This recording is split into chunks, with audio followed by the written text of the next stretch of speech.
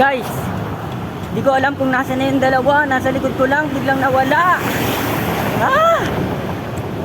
Saan na kaya yun? Nag-iba ng ruta. Nag-iba ng ruta ang mga bubok ah. Patay tayo dyan. 1 hour 8 km. Putek, nawala na talaga yung dalawa eh. Kanina nasa likod ko lang sa SM banda. Putek, inantay ko pa, binalikan ko pa. Wala na pala akong babalikan.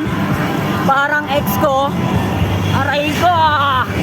Wala na pala akong babalikan. Parang ex ko. Aray ko ah.